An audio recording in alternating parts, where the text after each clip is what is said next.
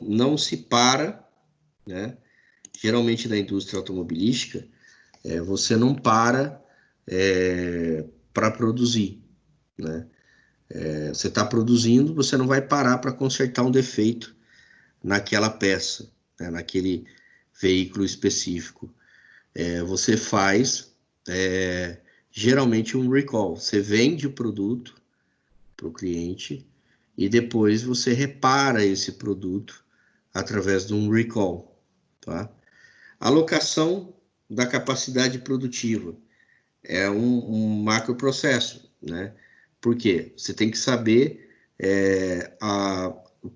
onde eu posso alocar essa minha produção. Então, se eu tenho capacidade para 2.000 mercadorias, eu não posso produzir mais que isso, tá?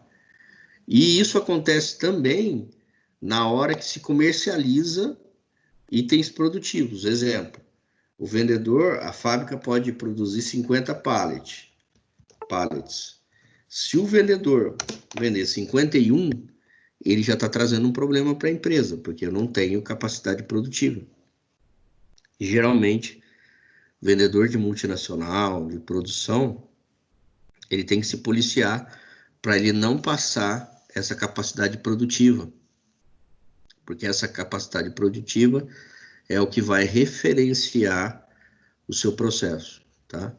Aí, na produção, você vai verificar se você vai alugar, se você vai comprar, se você vai usar matéria-prima remanufaturada, se é matéria-prima virgem, né? Nova, tudo isso você tem que analisar.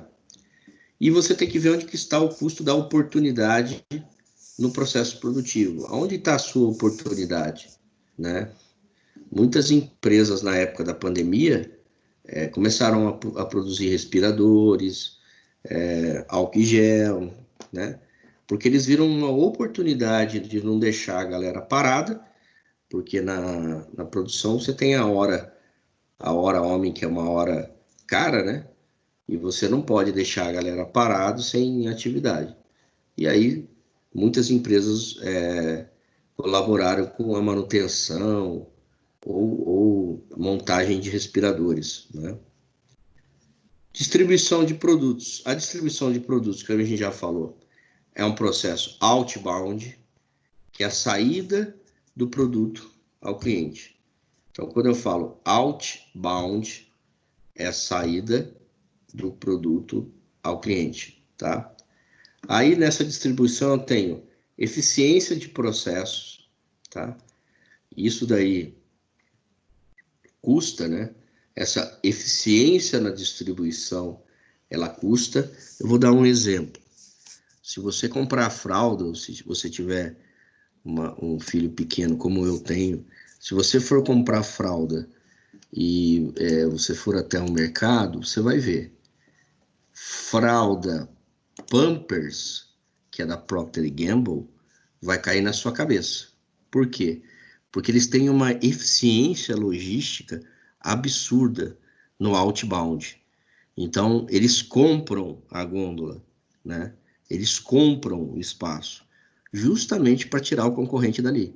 Então, de um lado você tem as marcas, as outras marcas, e do outro você tem a Pampers praticamente no corredor inteiro, né? numa gôndola inteira, porque ele tem eficiência em processo, né?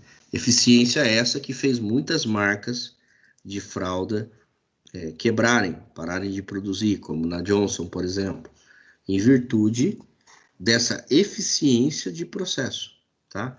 E para melhorar ainda o negócio, o produto é muito bom. Então, a Pampers é um produto de excelência e ainda está sempre disponível e muitas vezes com promoção, né? E aí você vê que o preço fica muito próximo e você acaba comprando, tá? Então, essa eficiência de processo na distribuição é um macro processo, né? É uma relação importante na área de custo, tá? E eu tenho também as questões tributárias e financeiras, por isso que eu sempre disse, desde o primeiro dia, e digo aí para os alunos, muita gente foge vai para a área de humanas, né, logística, RH, porque tem essa falsa ideia de que não vai ter matemática, né? E a matemática, ela está presente em tudo, né? Não tem como você trabalhar na área de logística sem entender de impostos, tá? Por exemplo, ICMS, que é o Imposto sobre Circulação de Mercadorias, né? Que é o imposto mais importante quando se fala em logística. PIS, COFINS, dentre outros, né? Que tem compensação de crédito. Isso aí só quem é da área financeira que vai entender, né? Para vocês terem uma ideia, eu importo, a hora que chega essa matéria-prima aqui no Brasil, eu sou tributado, pago uma grana de, de imposto, e depois eu sou creditado, eu sou compensado por esse imposto, né? E acontece muito incentivo nesse sentido. Dentro do país, quando você vai emitir uma nota, você tem que conhecer sobre impostos, né? Quando você emite uma nota de simples remessa, é uma simples remessa, né? Você não está pagando nenhum imposto aí. Se você não for transportadora, porque se você for transportadora, você tem que emitir um conhecimento de transporte, né? E são coisas que você vai aprender no dia a dia, né? Não adianta ficar preocupado para saber de tudo, mas ao longo do tempo, se você se permitir, você vai pegando um pouquinho das informações e vai crescendo o seu gap de informações, né? Aqui no Edge natural, né?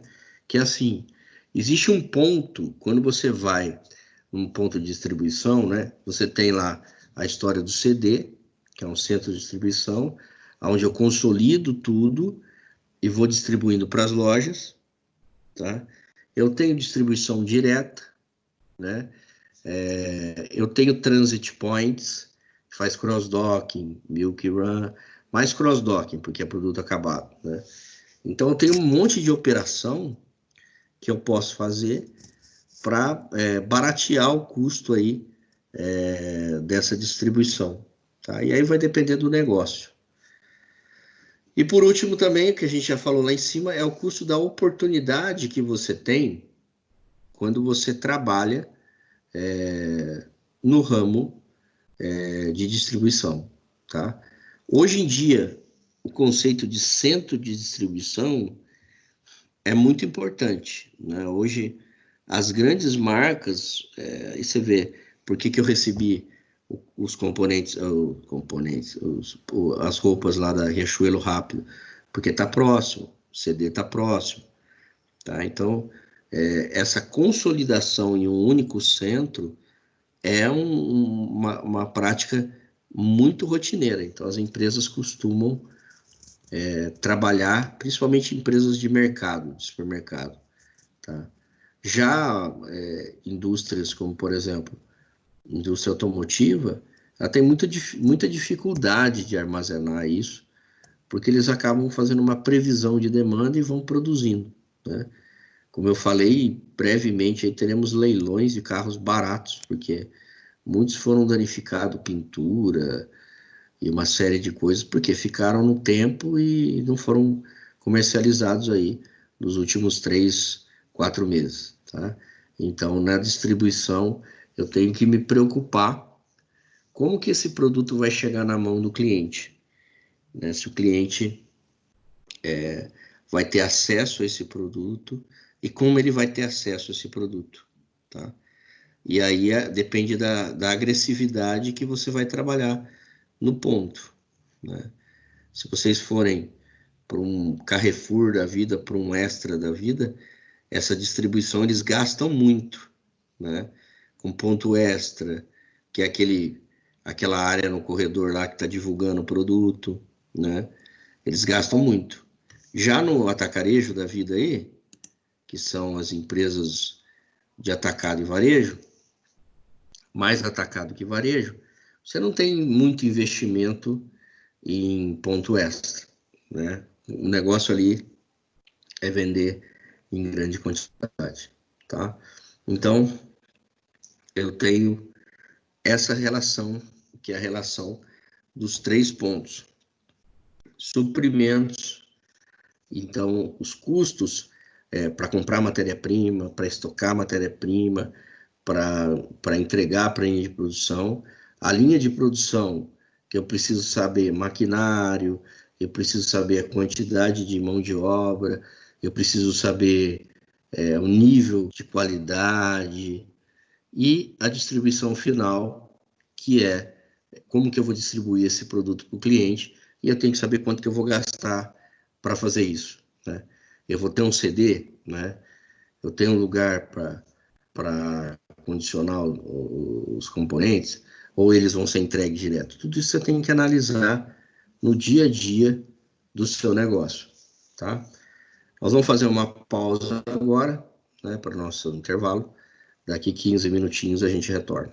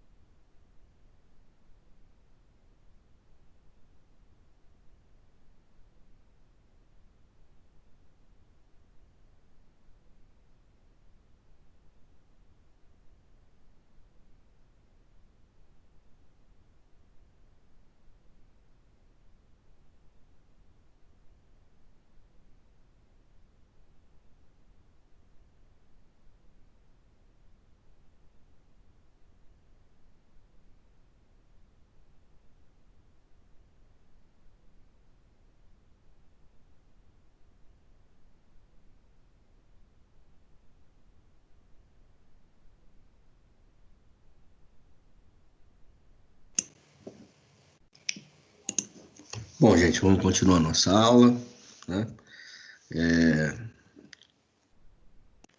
Então, custos logísticos, né?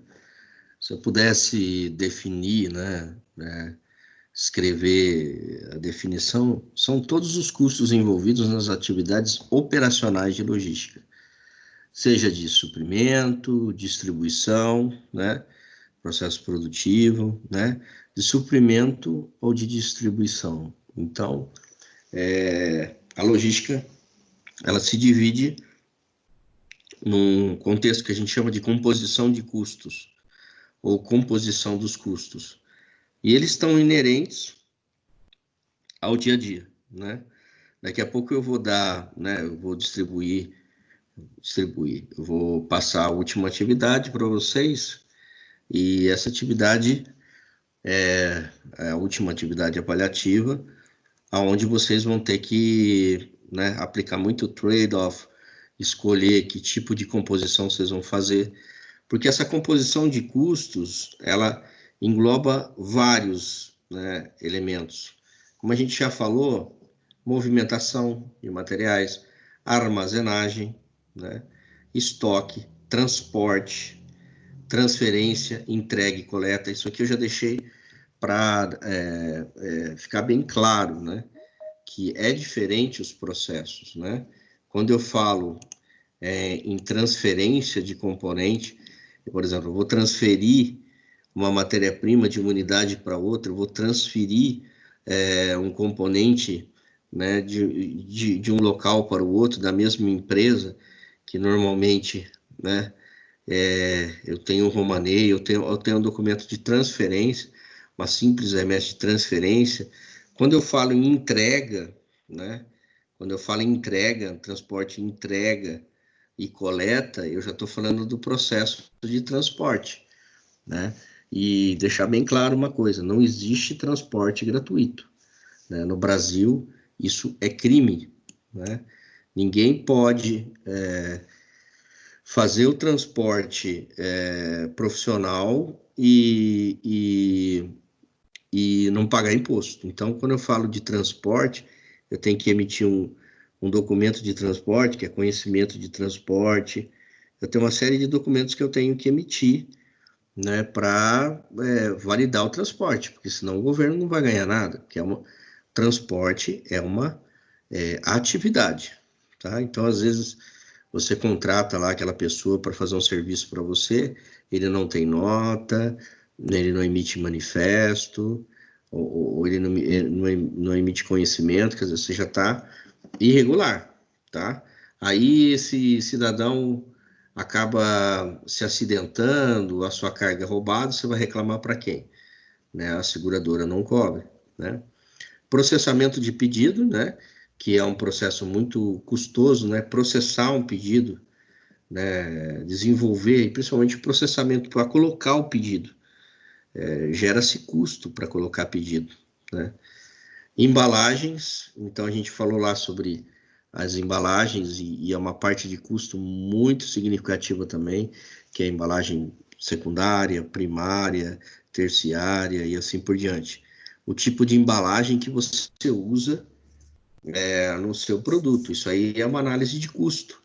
Eu falei que a maioria das empresas costuma baratear, né, os materiais de caixa de embalagem, e aí na hora do transporte sempre acontece alguma coisa. Então, por isso que a área de engenharia tem que estar sempre próximo da área de logística para desenvolver embalagens eficientes, né? Impostos, que a gente falou um pouquinho aí sobre impostos, a questão tributária, ela é importantíssima, né? Você não escapa disso, né? Eu acabei de falar acabei de dar um exemplo, não existe transporte gratuito, não existe. Então você tem que saber que tipo de imposto você vai pagar. Administrativo, então existe um custo administrativo, né? Um custo de manter um pessoal, de manter um escritório, existe um custo administrativo de emitir documentação, sempre tem um custo administrativo, né? E as empresas, quando fecham o frete, né, na transportadora, ela referencia esse custo administrativo, né? Por isso que os operadores logísticos têm tão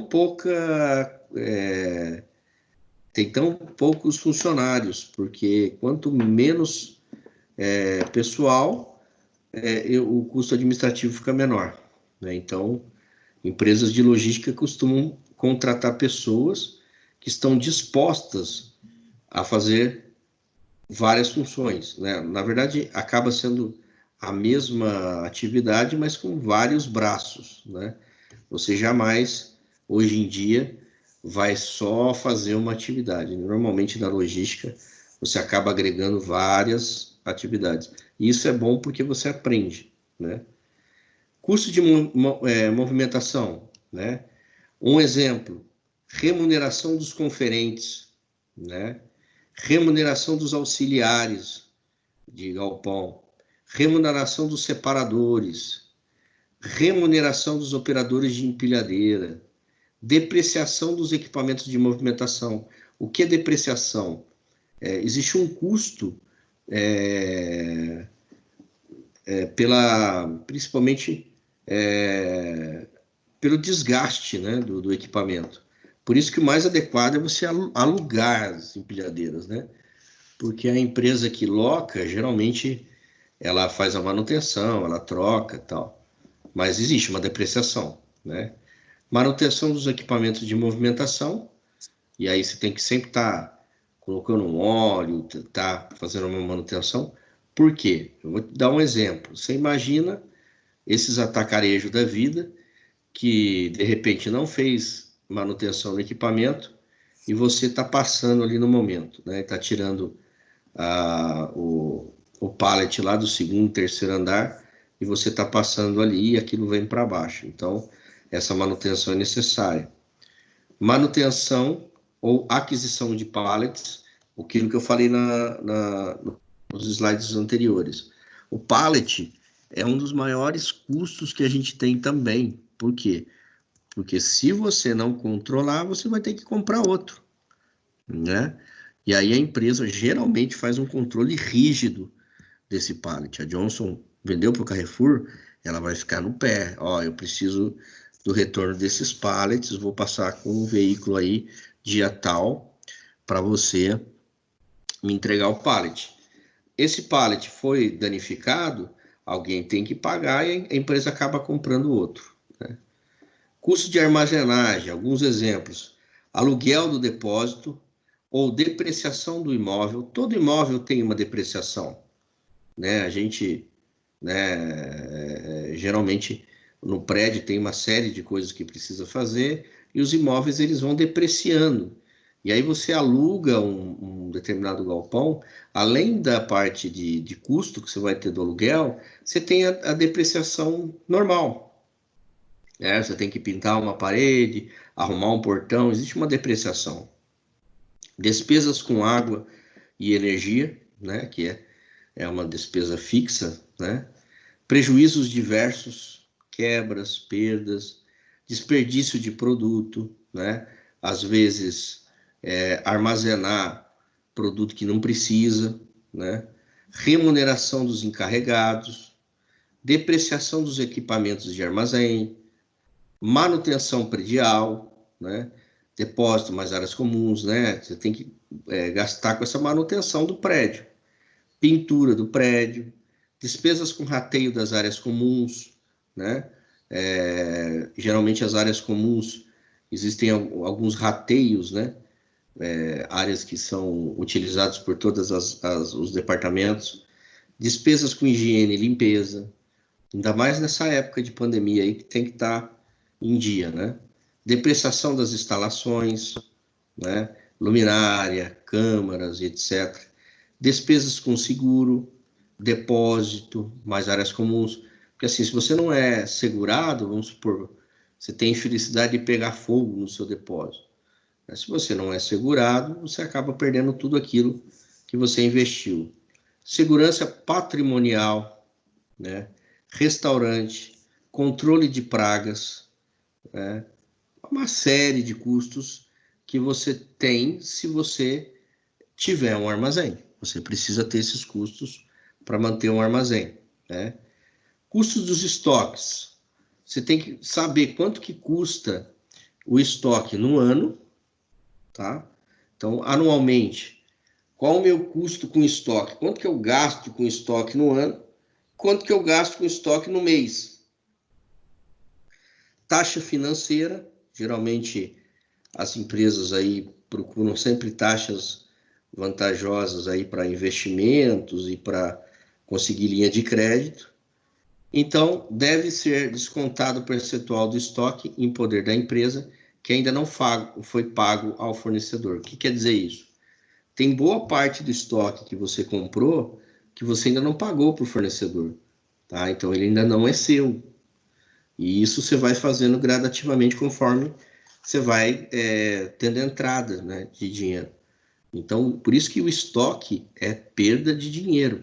Você perde de colocar esse dinheiro aí, investir esse dinheiro em alguma outra coisa, de que deixar ele parado, né? Dinheiro parado, se você não faz mais dinheiro, você acaba tendo prejuízo. Então, é muito importante saber esse desconto do que eu tenho pago e o que eu tenho a pagar ainda, né? E agora chegamos no coração do negócio, né? Que é o custos de transporte, né? A área de transporte é a área mais onerosa, né, na relação de custo de transporte. Por exemplo, despesas fixas com frota. A gente já falou, só vale a pena investir numa frota se o seu negócio for logística, ou se a logística estiver como estratégia do seu negócio, entendeu? Porque, do contrário, terceirize, né? Acabei de citar hoje o UPS, tem a DHL, Salvador Logística e uma série de outras empresas aqui na região que trabalham muito bem, e aí você não vai ter essa despesa fixa. Despesa fixa com frota é absurda, né? É manutenção periódica, IPVA, seguro, e assim vai, né? Despesas variáveis com frota. As despesas variáveis, isso acontece muito, porque assim, eu tive a felicidade de trabalhar sempre com motoristas responsáveis, mas acontece de tudo, porque você está na estrada, você tá sujeito a qualquer tipo de acidente, né? Ainda mais quem trafega pela madrugada, quem trafega à noite, e tem vezes que o nosso motorista acaba passando por essa dificuldade. E eu me recordo certa vez que ele, num acidente, ele acabou estragando a lanterna traseira da Sprinter, e o valor, se eu não me engano, na época, ficou em R$ 500 de cada lanterna, né? A gente acabou trocando as duas. Então, são custos que você não espera. Isso acontece com o seu carro. Então, você compra um carro, você está todo feliz lá, tirou o carro da concessionária, você vai ter que fazer um seguro, né? Você vai ter que manter o carro, né? O carro não vai ficar sem combustível, né? Então, você tem que ter lá, aí já começa com os variáveis, né? Combustível, um acidente aqui, outro ali, então acaba, esse valor não fica sempre fixo, né? Fretes pagos a terceiros, né? Na relação de transportes, né? Só para vocês terem uma ideia, a gente tem motorista, a gente tem veículo, mesmo assim a gente ainda acaba pagando frete para terceiro, né? Professor, mas por quê? Por causa do nível de serviço que a gente entrega, né? Eu vendo um serviço, por exemplo, que a qualquer momento que o meu cliente precisar no aeroporto, eu vou estar lá, né? A qualquer momento que a indústria de avião precisar, eu vou estar lá. Então, se eu não tiver, além de um carro, se eu não tiver uma rede de parceiros que vão me ajudar aqui nessa parte, eu não consigo, né? Hoje eu tenho, vou dizer assim, que 3 parceiros de frete muito bons, né? Muito competentes, mas que geram uma receita absurda, né? Quando você vai olhar no final do mês na empresa, dá para pagar um salário altíssimo para alguém, porque é um gasto que é necessário, né? Senão, o cliente acaba cancelando o contrato. Aí você pergunta, esse custo é colocado para o cliente? Sim, por isso que a gente levanta os indicadores, né? Software de GQO, né? Ou de rastreamento, né? Existem softwares que você tem que comprar, que normalmente chamam TMS, né? Que é o que faz a gestão do rastreamento. Então, a carga tem que ser rastreada. Hoje, não tem como você sair para entregar qualquer coisa sem sua carga estar rastreada, né? E esse software, esse rastreamento, ele não é barato, você tem que ter, né? Então, isso depende do seguro. O seguro você tem que fazer lá com a seguradora. Já a roteirização, o controle em tempo real, o rastreamento, geralmente é outra empresa que faz, né? A seguradora ela só entra no caso do sinistro. Aconteceu um acidente, um roubo, aí ela aparece, tá?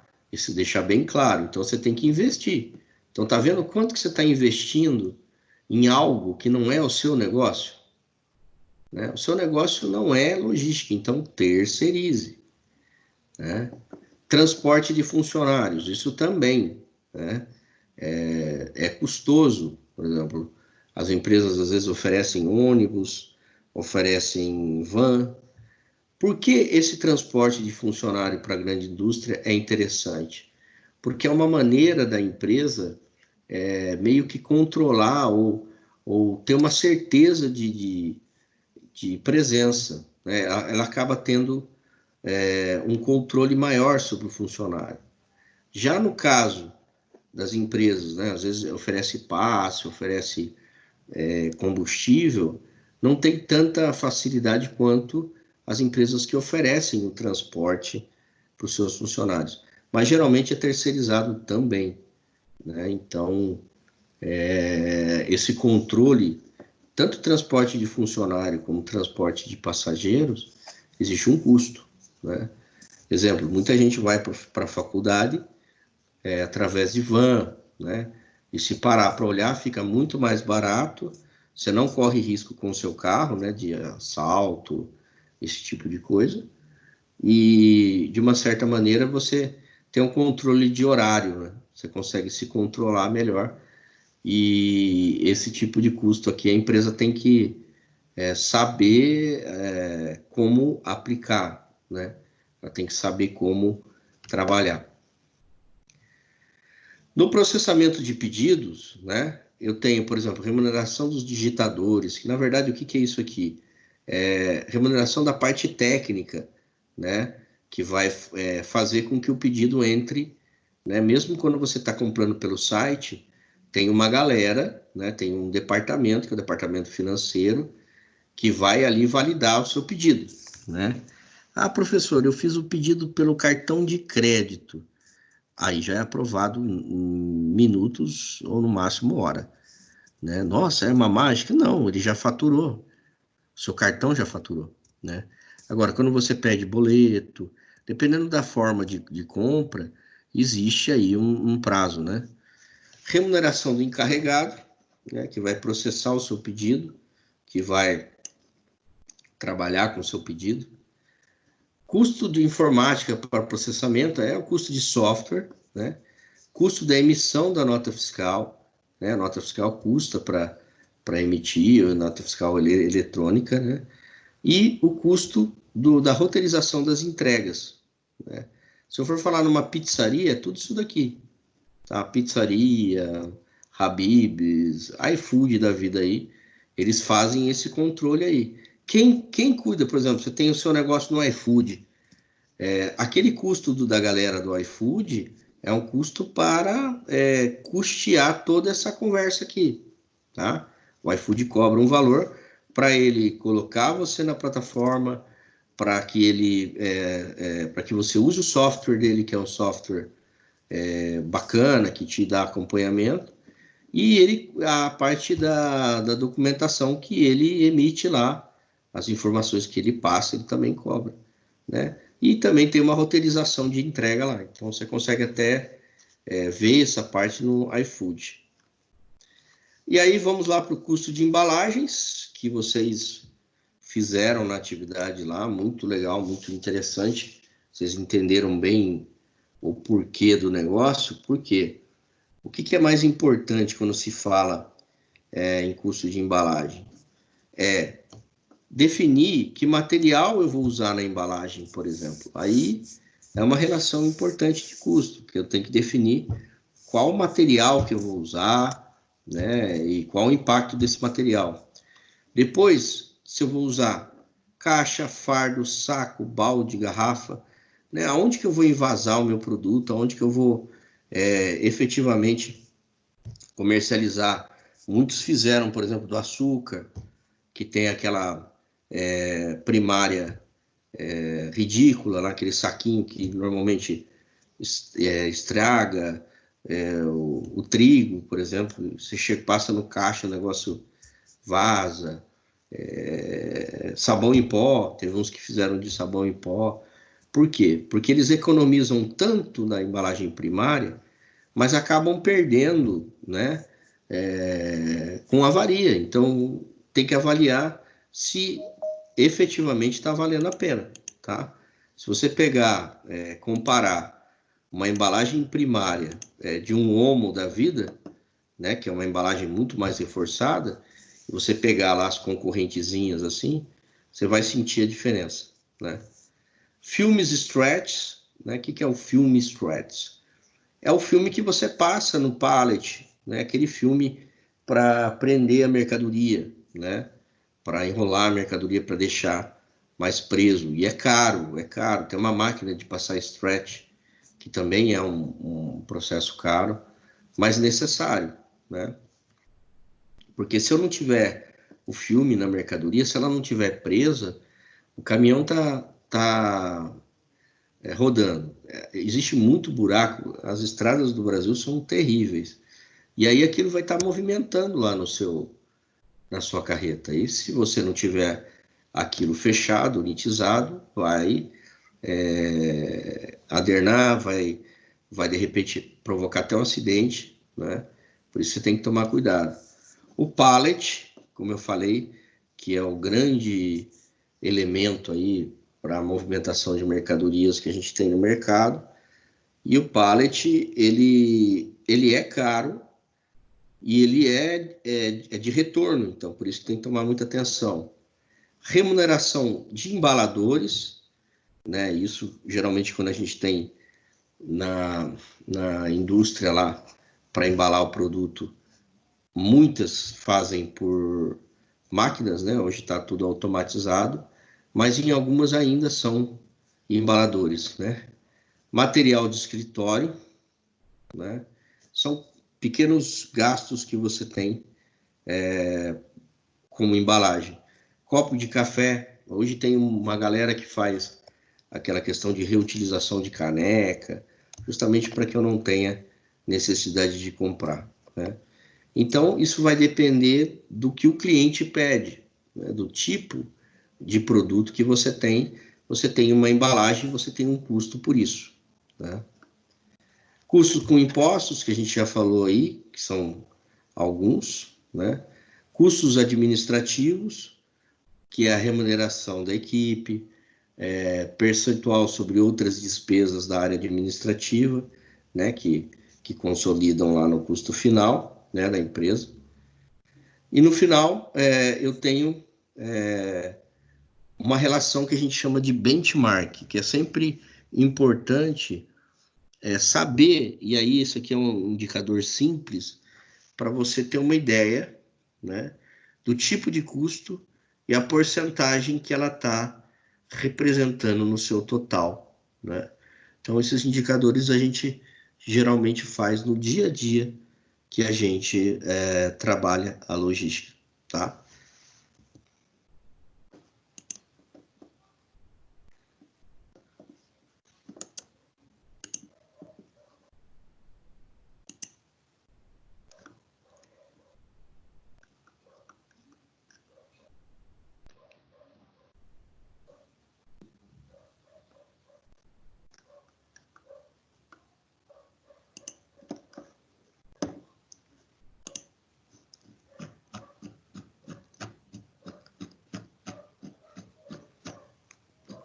Então, vamos lá.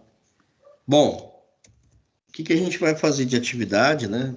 Como última atividade, já que a gente viu lá, teve uma noção, uma panorama aí de todos os tipos de custo logístico. A gente viu indicadores, para que servem os indicadores. Trade-off, que é a troca compensatória. Então, trade-off, eu sempre vou ganhar de um lado e perder de outro, tá? O que vocês vão fazer na atividade, pode ser em grupos de no máximo 6 pessoas. Vocês vão ver a situação problema, é a última situação que fala lá sobre a empresa Comfort Pé, né? Ela quer ajustar suas operações para melhor empenho logístico, devido ao crescimento obtido no mês pelo capital do cliente, a Zaparella Calçados. Então, eu tive ali um crescimento, e aí a empresa está querendo que você analise alguns investimentos na área de logística, que você melhore a logística da empresa, né? Então, aqui está falando que a demanda é pontual, se tornou cíclica em decorrência do mercado, que vem consumindo produtos, mas também porque adquiriu uma outra rede de calçados que atua na região. Resumindo, procurem a última situação problema 4.4, olha lá a web aula, está falando um pouco aqui sobre a situação problema, ela também está no livro, né, na 4.4, deixa eu ver se eu acho aqui o livro, na 4.4,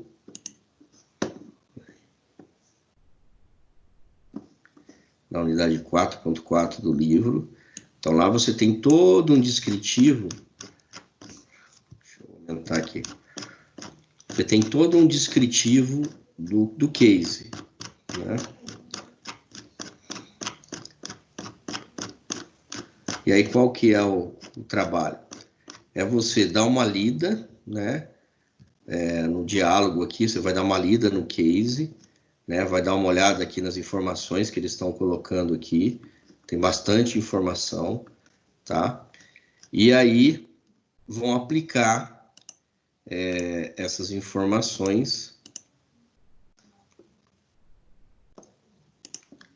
no case que aqui está, tá? Então vocês têm aí a atividade para fazer, a situação problema.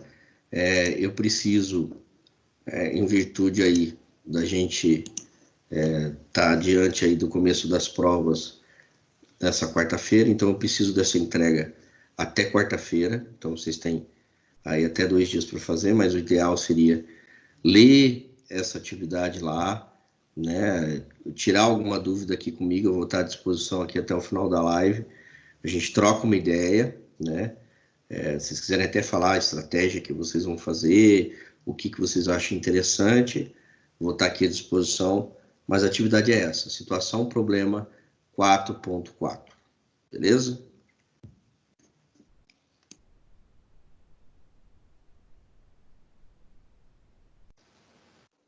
Professor, o prazo então é até quarta-feira?